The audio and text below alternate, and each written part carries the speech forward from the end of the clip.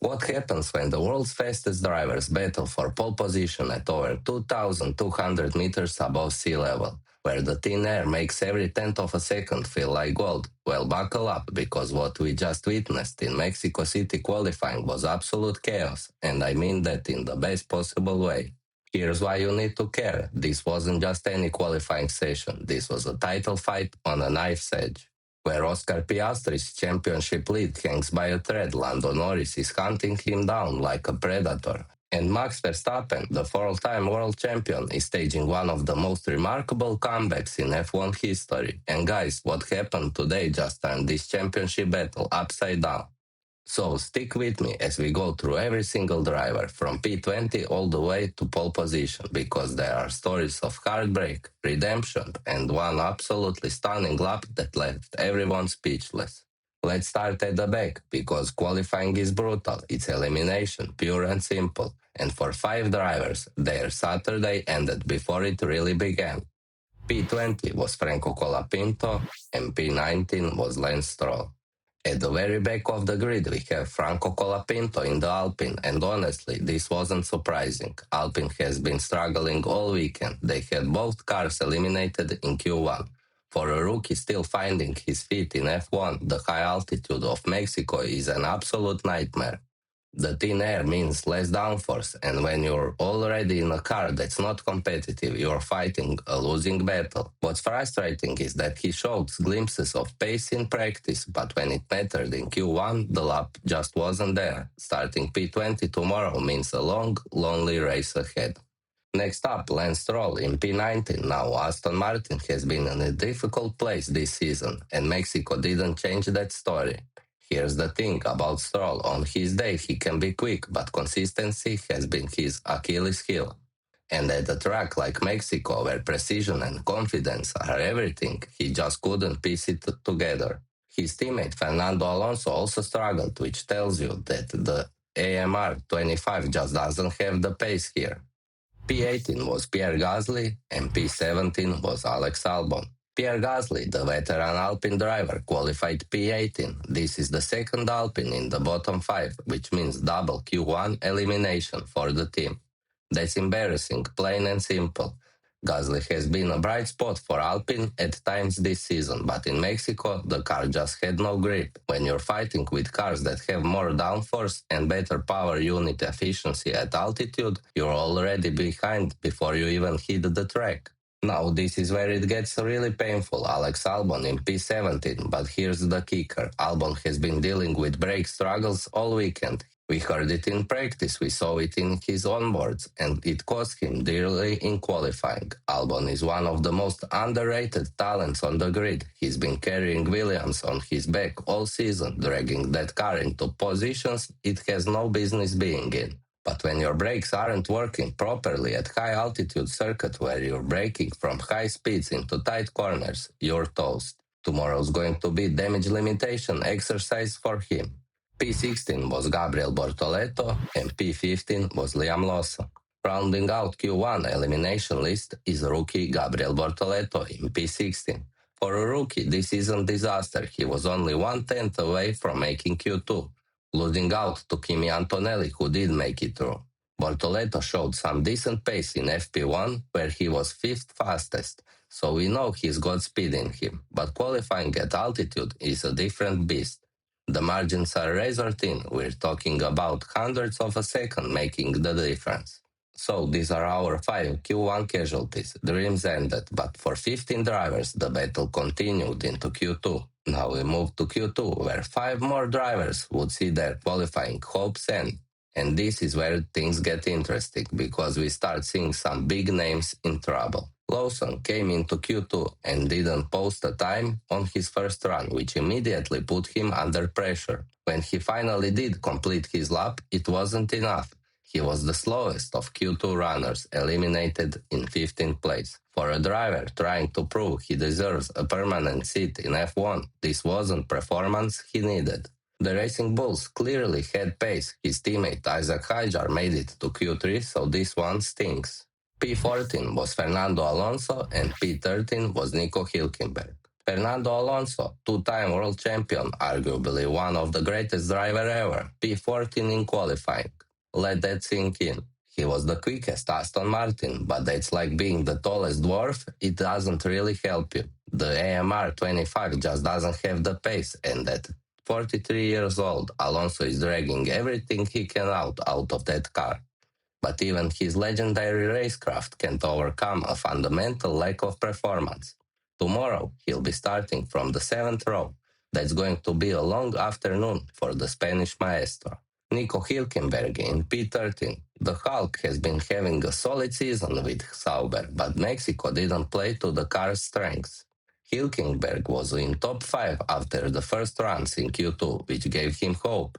But as track ramped up and everyone found time, he got shuffled back. He was eliminated by just 2 tenths of a second from making Q3. That's the brutal reality of F1 qualifying. You can have a decent lap, feel good about it, and still end up watching Q3 from the garage. The Sauber just didn't have that final tenth of a pace needed to progress. P12 was Esteban Ocon and P11 was Yuki Tsunoda. Esteban Ocon in P12. Now Ocon has moved to Haas this season and it's been a mixed bag. In Q2, Ocon was actually looking decent. He was in the top 10 after the first runs. But here's where it gets interesting. His teammate Oli Behrman made it into Q3, which means the car clearly had the pace. So what happened to Ocon? When everyone put in their final Q2 laps, Ocon couldn't find that extra time. He was bumped down to 12th, missing Q3 by the smallest margins. Being outqualified by rookie Behrman is going to sting, but that's the level of competition we're seeing this season. And now we come to P11, the most painful position in qualifying. Yuki Tsunoda eliminated by just 12 thousandths of a second from his Racing Bulls rival Isaac Hadjar. 12 thousandths. That's nothing, that's a blink. That's a half a tenth in one corner, and it cost Tsunoda a place in Q3. What makes this even more brutal is that Hadjar is potentially being lined up to take Tsunoda's Red Bull seat. Tsunoda has been under massive pressure all season to justify keeping his seat, and performances like this, where he gets edged out by the tiniest margins, aren't helping his cause. He's got the raw speed, but consistency in qualifying has been his weakness. Starting P11 tomorrow means he's the first of the midfield runners, but it should have been so much more. And with that, we're down to the final 10, the shootout for pole position, where championships can be won or lost. Alright, now we're cooking with a gas, the top 10, the best of the best. The drivers who made it through the 2 elimination rounds and have shot at pole position. But here's where the real drama unfolds, because this isn't just about pole position. This is about championship points, race strategy, and who's got the momentum heading into one of the most crucial races of the season. P10 was Oli Behrman and P9 was Isaac Hadjar. Starting our top 10 is rookie sensation Oli Behrman in P10. And can we just take a moment to appreciate this? Behrman is a rookie, he's still learning in F1, still getting used to the speed, the pressure, the insane level of competition. And he just put his Haas into Q3 at one of the most challenging circuits on the calendar. This is the same kid who impressed everyone with his Ferrari substitute drive. And now, in a full-time seat at Haas, he's showing exactly why he was so highly rated. Yes, P10 isn't going to win him the race, but making Q3 is a huge result for a rookie. He beat his teammate Ocon, he beat the drivers with way more experience and proved he belongs in F1.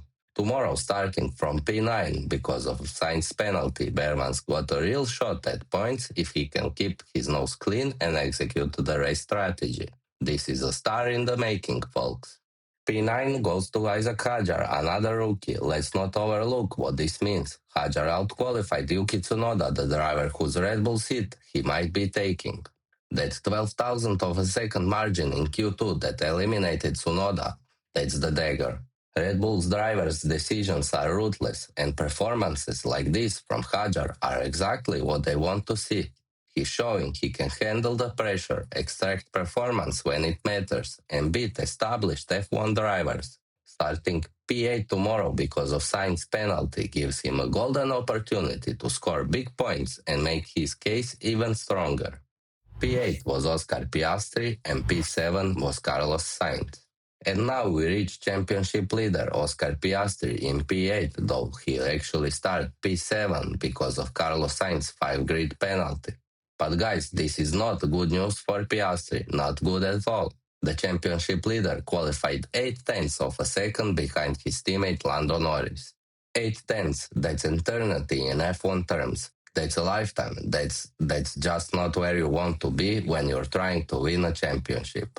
Let's rewind. Piastri had a DRS issue in Q1 that put him on the back foot immediately. Then in Q2, his first lap was on used soft tires while everyone else was on a fresh rubber. So he was a full second slower than Norris at one point. He barely scraped into Q3, sitting in the elimination zone until his final lap.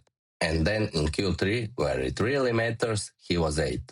His final flying lap was decent, but by then everyone else had already jumped him. He went from 5th on his first run to 8th by the checkered flag. Here's why this matters. Piastri's championship lead is only 14 points over Norris and 40 points over Verstappen. With Norris on pole and flying and Verstappen in 5th, Piastri is on the back foot for tomorrow's race. His recent form has been shaky. This is a part of a difficult patch, as the reports call it. If Piastri wants to win this championship, he needs to find his mojo fast, because right now, momentum is shifting and not in his direction. Carlos Sainz qualified 7th.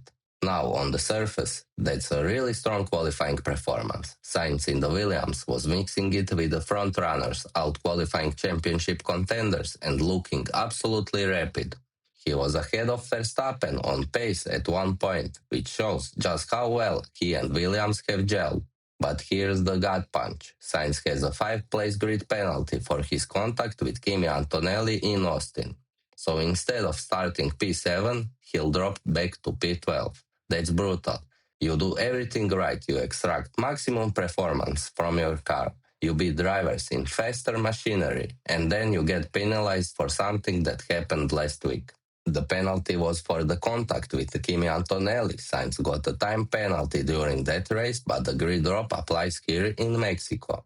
So while his qualifying performance was stellar, legitimately P7 pace, the reality is he'll be starting from P12 tomorrow and will have to fight through traffic. It's a shame because the Williams clearly has a decent race pace and Sainz is finally showing pace since moving from Ferrari. P6 was Kimi Antonelli and P5 was Max Verstappen. Mercedes rookie Kimi Antonelli qualified 6th, but whoa, this kid qualifying session was a roller coaster. In Q1, Antonelli was in the drop zone, heading into the final laps. He was sitting in P15, about to be eliminated, which would have been disaster for Mercedes. But the kid kept his cool, put in a crucial lap, and jumped to 11th, just enough to survive Q1 by the tiniest of margins. Then in Q2, he was 14th after the first runs, again at risk of elimination, but once more he delivered when it mattered, improving to progress into Q3. And then in Q3, he went and qualified 6th, ahead of Carlos Sainz, ahead of Oscar Piastri, ahead of championship contenders. For a rookie in only his first season of F1, that's an incredible result. Antonelli showed serious speed, serious composure under pressure, and serious potential. Mercedes has found themselves another star, and if he can convert this into a strong race tomorrow starting from P6, it will be a massive confidence boost. Max Verstappen, the reigning 4-time world champion, the man on a mission to complete one of the greatest comebacks in F1 history, qualified 5th. Now, on paper, P5 doesn't sound terrible, but when you're Max Verstappen, when you won 4 consecutive races since the summer break, when you closed the 60-point championship deficit down to just 40 points, and when you've been flying all weekend, P5 is a disappointment. Let me give you context. Verstappen topped Friday's FP2 session. He looked absolutely dialed in. The Red Bull looked planted. Everyone was thinking, here we go, Max on pole, Max wins the race, Max closes the championship gap even more. But qualifying didn't go to plan. Verstappen struggled for grip in the fast second sector. His Q3 laps just didn't come together. He qualified half a second off pole behind both Ferraris. That's not where a four-time world champion wants to be, especially when the championship is this close. Here's the problem. Verstappen is 40 points behind Piastri and 26 points behind Norris. He needs to outscore both McLarens tomorrow to keep his championship hopes alive. Starting P5 means he's got work to do. He's got faster cars ahead of him, and he's got a McLaren Piastri right behind him on the grid starting P7. But here's the thing about Max Verstappen. The man is a fighter. We've seen him carve through fields, make impossible overtakes, and win races from positions worse than P5. If anyone can turn P5 into a race win in Mexico, it's him. And with the long run down to turn 1, grid position matters less here than at some other tracks. Tomorrow's race is going to be absolutely crucial for his title hopes. He needs a big result. P4 was George Russell and P3 was Lewis Hamilton. What a lap from George. He was third fastest in FP3 behind Norris and Hamilton, and he carried that pace into qualifying. In Q3, he delivered a monster final lap that bumped him into fourth, demoting Verstappen to fifth in the process. Russell was one of the few drivers who made a significant jump on his final Q3 run. While others were struggling to find time or losing positions, Russell found 4 tenths and secured a second row start. That's a mark of a quality driver executing under pressure when it matters most. For Mercedes, having both cars in the top 6 is a solid result at a track where they weren't expecting to dominate. The W16 has been inconsistent all season, but here in Mexico, they found a good setup. Russell has been the most consistent Mercedes driver this season, scoring that brilliant win in Singapore. Now starting P4 tomorrow, Mercedes has a real shot at the podium, maybe even a race win if the strategy goes their way. The first corner is going to be crucial. Russell starting on the inside of row 2, and with that long run to turn 1, anything can happen. Lewis Hamilton in third, second row start, Ferrari, Mexico City. And guys, you could feel the emotion from Lewis after the quali session. In his interview, Hamilton said, "I'm really happy. I'm honored to be up here with Charles and Lando. These guys have been so quick all year, and it's the first time I've been up in the top 3 all year." Let me repeat that again. The first time all year he's qualified in the top 3. That's Lewis Hamilton, 7-time world champion, one of the greatest qualifiers ever. And this is his first top 3 grid slot of 25. His Ferrari season has been difficult. He struggled with the car's characteristics, particularly brakes. There have been moments of brilliance, but they've been few and far between. And here's what Hamilton said about the race. P3 is the perfect spot at the track, so I'm hoping to make the most of that. He's right, the run to turn 1 in Mexico is long, it's over 800 meters. Starting from the outside of row 2 actually gives you better line into turn 1. Multiple experts, including Jacques Villeneuve, have said you don't want to be on pole in Mexico. So Hamilton might actually be in the best position for the start tomorrow. If he gets a good launch, he could be leading by turn 1. And if Lewis Hamilton gets to the front in Ferrari in Mexico City, oh my man, that could be special. This could be the race where his Ferrari season finally clicks, where everything comes together. Starting P3, he's got a genuine shot at the win. P2 was Charles Leclerc, and on pole is Lando Norris. Charles Leclerc qualified second, but here's what makes this so impressive. Leclerc was on provisional pole after the first Q3 runs. His first Q3 lap was mega, and it put him on top of the timesheets, with everyone else chasing him. Leclerc has been brilliant all weekend. He topped FP1 on Friday in a rookie field session. He was fourth in FP3, and then in qualifying, he delivered when it mattered. Now he couldn't quite match Norris's stunning final lap, nobody could. Lando found an extra 6 tenths on his final run and snatched the pole away. Here's what Leclerc said after qualifying. This qualifying is very difficult because there's very little grip. It's very tricky, but I'm pretty happy with the job we've done. I don't think there was that much more in the car. And then he added, it would mean a lot to win, so we'll work to get first place into the first corner. That's the mindset. Leclerc knows he's starting on the inside on the front row, which isn't ideal for that long run to turn one. But he's going to attack. Tomorrow is going to be fascinating. Can Leclerc make the move into turn one? Can he hold off Hamilton behind? Can Ferrari finally get back to winning ways? We're about to find out. And we arrive at pole position. Lando Norris, McLaren. This lap was insane, absolutely insane. After the first Q3 runs, Leclerc was on provisional pole. Norris was second, and with track conditions as tricky as they were, everyone was thinking, can Lando find that time? And then Lando Norris went out for his final Q3 lap and produced magic. He found 6 tenths of a second. In Formula One, finding a tenth is a huge, finding 2 tenths is a massive, finding 6 tenths on a qualifying lap when everyone else is also pushing to the absolute limit. That's borderline superhuman.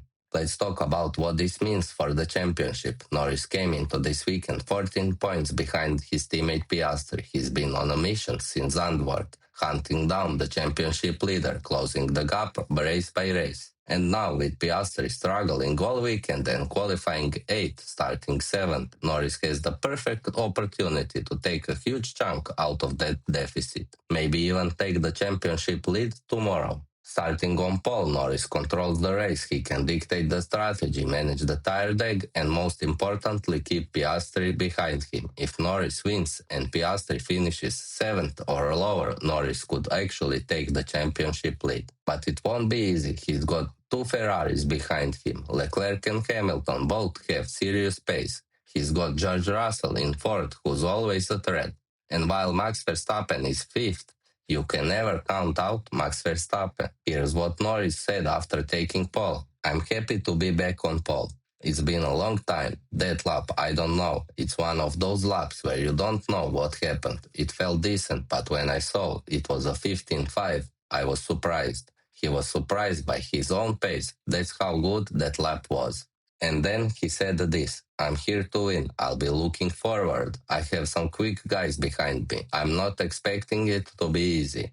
That's the mentality. That's the championship mindset. Norris isn't just here to collect points. He's here to win. He's here to make a statement. And that qualifying lap was the loudest statement you can make. So there you have it. Every single driver from P20 to P1, the complete story of Mexico City qualifying.